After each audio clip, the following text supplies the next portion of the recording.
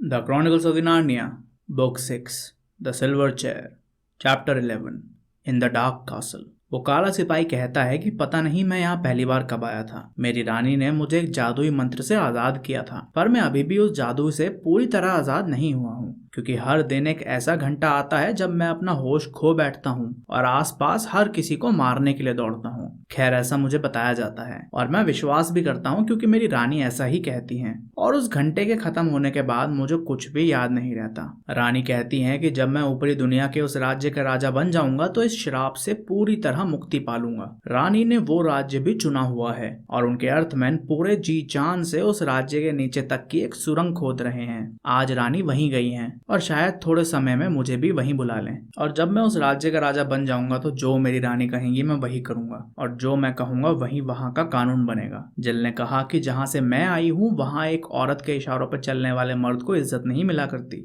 इस पे सिपाही ने कहा कि मेरी रानी है ही ऐसी कि उनकी बात तो माननी ही बनती है। वो मुझे हर चीज से सुरक्षित रखती हैं। वो मुझे इस काले कवच को पहनने को कहती हैं जिससे धूप मेरी आंखों में ना चुभे, और किसी से बात नहीं करने देती क्योंकि उससे श्राप की पकड़ मुझ पे मजबूत हो सकती है। ये सुन के पडलग्लम ने कहा कि तुम्हारी रानी तो एक महान महिला है। वो बात अलग है कि उसने कहा इस तरह था जैसे उसका मतलब शब्दों से उल्टा हो। पडलग्लम ने सोचा कि पता नहीं इस चुड़ैल ने इस जवान लड़के पर क्या जादू कर रखा है। यूस्टस ने सोचा कि ये तो उसकी पल्लू से बंधा एक बच्चा है, और जिल ने सोचा कि ये तो एक नंबर का मतलबी इंसान है। खाना खत्म होने के बाद उस सिपाही ने हंसना बंद कर दिया। उसने कहा कि मैं माफी चाहता हूँ, पर मेरा श्रापित घंटा करीब है। अर्थमैन मेरे हाथ और पैर बांधने आते ही होंगे। आपसे मैं ठीक होने के बाद मिलूंगा। यूस्टस कहता है कि वो अर्थमैन हमें कारागार में बंद करने को कह रहे थे। अंधेरी कोठरी में बंद होने से अच्छा है कि हम आपके साथ यही रह लेंगे। सिपाही बोला कि मुझे तो कोई आपत्ति नहीं है, पर अर्थमैन मेरी नहीं सुनेंगे। आप इस रास्ते से होके मेरे दूसरे कमरे में चले जाएं और वहां इंतजार करें। मैं ठीक होते ही वहां आपसे मिलने आ जाऊंगा, या आप चाहे तो यहाँ आ जाइएगा। और वो तीनों ऐसा ही करते हैं। उस रास्ते से होके वो लोग एक कमरे में पहुंचते हैं जहां वो लोग मुंह हाथ धोने के बाद ये सोचते हैं कि अब क्या करना है। पडलग्लम कहता है कि हमें उसके पास चल के वो शराब देखना चाहिए, क्योंकि हमें जो जानकारी मिल सके बटोर लेनी चाहिए। वो लोग जब उस कमरे में पहुंचते हैं जहां अभी खाना खाया था तो पाते हैं कि उसके पर्दे बंद कर दिए गए हैं और वो सिपाही एक चांदी रंग की कुर्सी पर बंधा हुआ था। उसने बोला कि आ जाओ, मैं अभी तक शराबबद्ध नहीं हुआ हूँ। मैंने अर्थमैन से कह दिया है कि तुम लोग सो चुके हो, और याद रहे मैं उस शापित घंटे में इन बंधनों से आजाद होने की भीख मांगता हूँ, और इस चांदी कुर्सी से उठते ही एक सांप में बदल जाता हूँ। इसलिए चाहे मैं कुछ भी कहूँ, जितनी मर्जी विनती करूँ, मेरी रस्सियां ना खोलना। पडलग्लम बोला कि हाँ, हमें खूंखार आदमी और सांपों से मुलाकात करने की कोई इच्छा नहीं है। पडलग्लम और बच्चे ये निर्णय लेते हैं कि उनमें से कोई भी उसकी रस्सियां नहीं खोलेगा। जेल कहती है कि ये मुझसे तो ऐसा कुछ भी नहीं कह सकता जिससे मैं इसकी रस्सियां खोल दूं।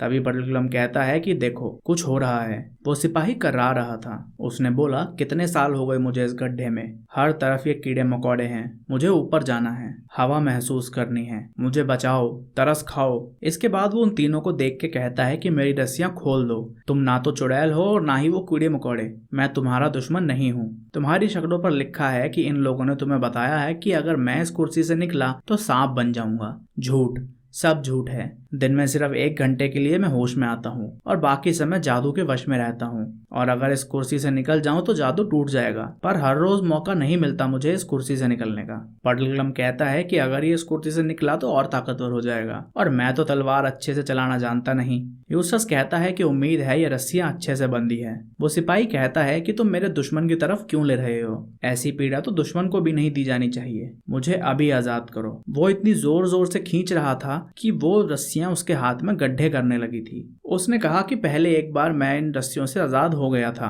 पर उस दिन वो चुड़ैल यहीं थी। आज वो चुड़ैल यहाँ नहीं है। मुझे खोल दो। मैं कहता हूँ मुझे खोल दो। उस वीर शेर असलन के नाम पे खोल दो।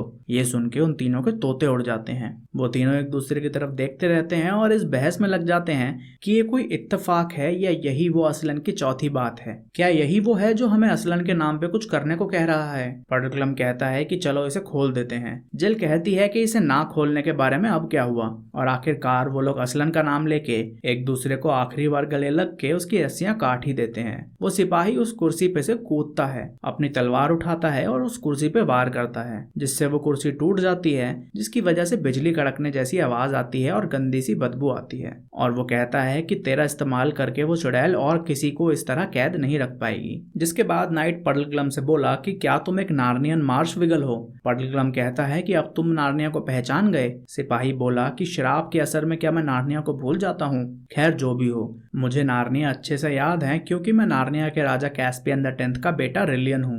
तुम दोनों कौन हो? जिल बताती है कि हम दोनों को असलन ने दुनिया के अंत से आपको ढूंढने भेजा है। यूस्टस बताता है कि मैं आपके पिता के साथ दुनिया के अंत तक की समुद्री यात्रा पर गया था। रिलियन कहता है कि आप तीनों का ये एहसान मैं कभी नहीं चुका पाऊंगा और पूछता है कि मुझे यहाँ कितना समय बीत चुका है और मेरे पिता कैसे हैं, क्या वो अभी भी जीवित हैं? पडलग्लम कहता है कि आपको यहाँ 10 साल बीत चुके हैं राजकुमार, और महाराज जीवित तो हैं पर बहुत बूढ़े हो चले हैं और इस समय एक समुद्री यात्रा पर गए हैं और संभवतः उससे वापस जीवित ना लौटें। ये सब सुन के रिलियन अपने चेहरे पर हाथ रखता है और कुछ क्षणों बाद कहता है कि जल्दी से दरवाजा बंद कर दो। नहीं रुको, हमें इन मकौड़ों के सामने एक नाटक रचना होगा।